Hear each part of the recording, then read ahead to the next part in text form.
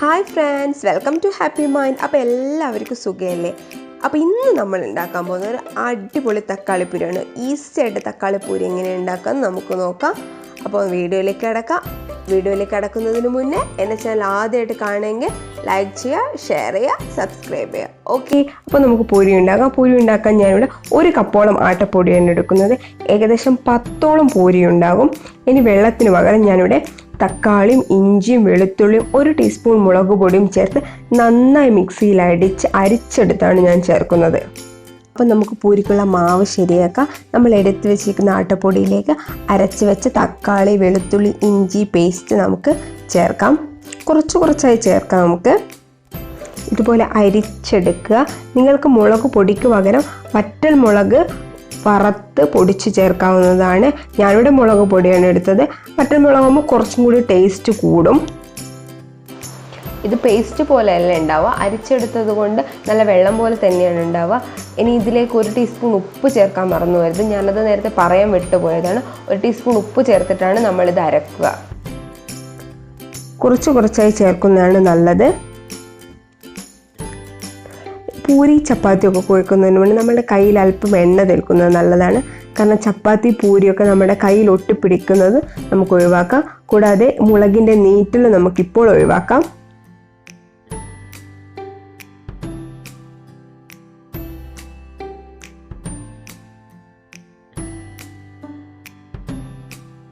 ചപ്പാത്തിക്ക് പൂരിക്കൊക്കെ നമ്മൾ എത്രത്തോളം കുഴക്കുന്നോ അത്രത്തോളം നന്നാവുകയാണ് ചെയ്യുക. അപ്പോൾ നന്നായി കുഴച്ച് നന്നായി മിക്സ് ചെയ്തെടുക്കുക. ഇനി നമുക്ക് മാവ് ഒരു 10 മിനിറ്റോളം മൂടി വെക്കാം. കാരണം മൂടി വെക്കുന്നതനുസരിച്ച് മാവിന് നല്ല സോഫ്റ്റ് കിട്ടും.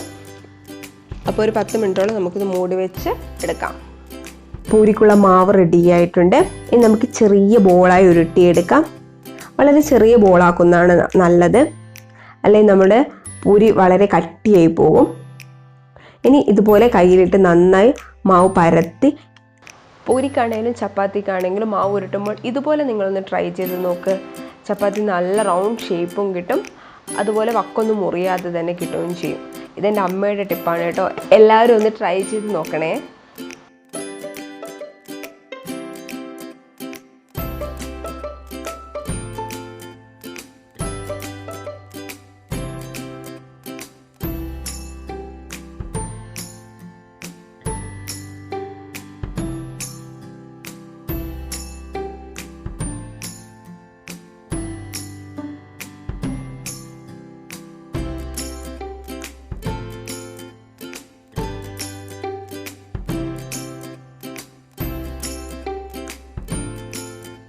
അപ്പോൾ നമുക്കിത് പരത്തിയെടുക്കാം.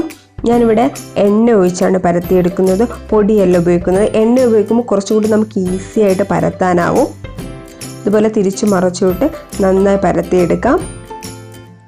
അധികം വലുപ്പത്തിൽ പരത്തണ്ട. പൂരി എപ്പോഴും ചെറിയൊരു റൗണ്ട് ആവുന്നതാണ് നല്ലത്. ഓക്കെ, ഞാനിവിടെ എല്ലാം പരത്തിയെടുത്തിട്ടുണ്ട്. ഇനി നമുക്ക് പൂരി ചുട്ടെടുക്കാം. അത് ഞാനൊരു പാൻ എടുത്ത് അതിലേക്ക് എണ്ണ ഒഴിക്കുന്നുണ്ട്.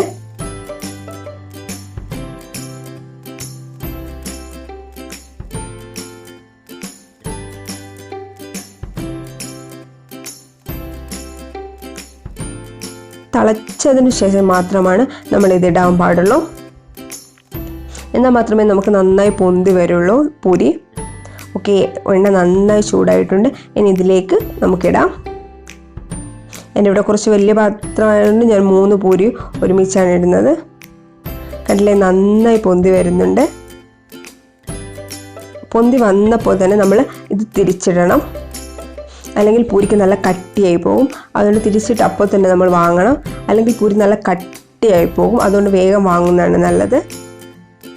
ഓക്കെ, പൂരി റെഡി ആയിട്ടുണ്ട്. കണ്ടില്ലേ, വേഗം എളുപ്പത്തിൽ നമുക്ക് തക്കാളിപ്പൂരി ഉണ്ടാക്കാനാവും. വളരെ പെട്ടെന്ന് തന്നെ ഈസിയായി കുറച്ച് ഇൻഗ്രീഡിയൻസ് കൊണ്ട് പെട്ടെന്ന് തന്നെ നമുക്ക് പൂരി റെഡിയാക്കാനാവും. എല്ലാവരും വീട്ടിൽ ട്രൈ ചെയ്ത് നോക്കുക. കറി പോലും ഉണ്ടാക്കി നമുക്ക് ചൂടോടെ തന്നെ കഴിക്കാവുന്നതാണിത്. അപ്പോൾ എല്ലാവരും വീട്ടിൽ ട്രൈ ചെയ്ത് നോക്കുക. ഓക്കെ, തക്കാളിപ്പൂരി റെഡി ആയിട്ടുണ്ട്. വീട്ടിലുണ്ടാക്കി ഇഷ്ടപ്പെട്ടെങ്കിൽ എനിക്ക് കമൻറ്റ് ചെയ്യുക. അപ്പോൾ ഇതുവരെ സബ്സ്ക്രൈബ് ചെയ്യാത്തവരാണെങ്കിൽ സബ്സ്ക്രൈബ് ചെയ്യുക, ലൈക്ക് ചെയ്യുക, ഷെയർ ചെയ്യുക. നമുക്ക് അടുത്ത വീഡിയോയിൽ വീണ്ടും കാണാം. Okay, bye. Thank U.